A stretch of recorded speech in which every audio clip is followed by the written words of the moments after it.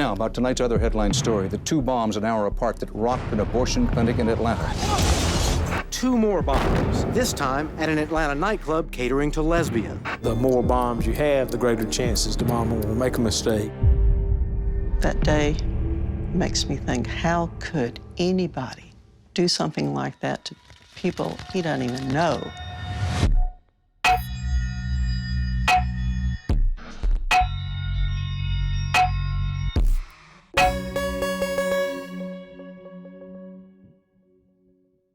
As far as Rudolph was concerned, the Olympic bomb was a failure. He killed civilians instead of law enforcement. His plan that day was to call 911, clear the area of civilians, and then have law enforcement race in, at which point the bomb would detonate. But he tried to disguise his voice, and they could barely hear him, so they just hung up on him. So he decided to try again and try a slightly different tactic. On January 16, 1997, Eric Rudolph set off his second set of bombs. This time he chose an abortion clinic in Sandy Springs, and he set 2 bombs instead of just 1. The first bomb was like a decoy. It made a lot of noise, and he knew it would bring in law enforcement. The second bomb was meant to kill them. Once again, tragedy was averted. This nice young couple parked their car in front of the bomb just by chance. And luckily they weren't in it when it went off. Eric Rudolph realized this was another big mistake, so he tried again. This time, his target was a gay and lesbian nightclub called the Other Side Lounge. He chose this target because it was a hate crime. He knew what a hate crime was, and he knew that the federal government would be involved instantly. The federal agents were on to Rudolph's tactics, and they knew that there was going to be a secondary device. After the first one went off, they cleared the area, and they found the second bomb quite quickly. It was detonated by a robot that was brought in by the federal agents. Eric Rudolph is very strategic. He wanted to hit another abortion clinic for the message that it would send, and this time he wanted to have better control. And he settled on the New Woman All Women Clinic in Birmingham, Alabama.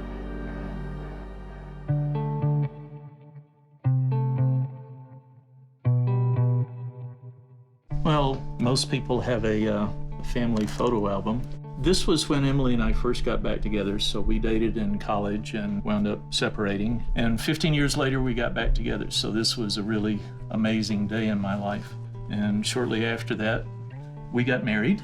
The year of the wedding was 1994, Valentine's Day. It's been a great day ever since, except for, 98 was not a good Valentine's Day.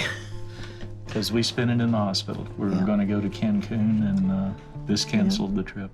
The culture around abortion has not changed. It's still very stigmatized. People would say, how could you let her work in a place like that? And Jeffrey said, I didn't let her. She makes her own mind up. And after I started working at the clinic, first it started out as a job. But as time went by, what really made your day is when a patient would say, thank you. The day of the bomb, didn't seem any different than the other day. I thought if I get inside the building, I'm safe. But I wasn't. I was probably 5 feet from the door that day. There was a guard there, and his name was Robert Sanderson. Now, he showed up for work at the same time that Emily Lyons came to open up the clinic. Some man, he came up to the door to go in, and that's when the guy noticed what they called the flower pot. And that's when Sandy took out his nightstick, and then he bent over and Rudolph just went click. Emily's outcome, obviously very critical. The ambulance attendant that saw her said she had done this 20 years and never seen anybody live that looked that bad. I just cried. How could somebody do that to me? How could they do that to Sandy? He was, I guess, still beating for a few seconds. By the time the police officers and everybody else got there was nothing to save. It tore Sandy to different pieces.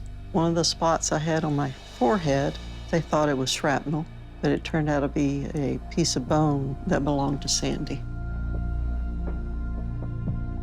Well, homemade bomb is more than a weapon, it's a statement. That was one of the biggest, most lethal bombs the FBI had ever seen. And that says a lot about the bomber, that he wanted to do maximum damage to people. This is the exact same type of toolbox that he used. The firing mechanism was up here, and then below there was a heavy metal plate. He got himself a remote control for a model airplane, like many kids use. And he had the trigger device in the bomb to be activated by this child's toy that he had in his hand. And then the front was just filled with nails for the shrapnel to kill whoever was in front of it. These are some of the nails that they took out of Emily. Those are just regular nails you would buy at a hardware store. They were all over. They have a photograph of little pink ribbons going from the bomb site into the clinic. There are dozens and dozens and dozens of them, each one representing a nail that was like a bullet that could have gone through someone's flesh. They were removing nails from Emily Lyon's body years later. She had so many embedded in her that it took operation after operation to put her back together. Hate's usually a word I reserve for somebody I know, and I don't know him. I hate what he took away from me.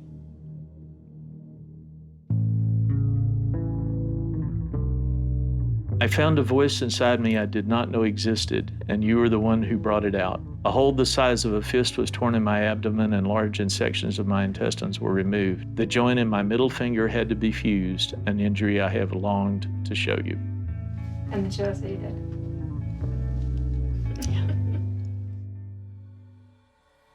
Eric Rudolph is a voyeur. He likes to watch. After the Birmingham bombing, he watched the carnage that he had created. Everyone was running toward it, and this one odd-looking man was walking away.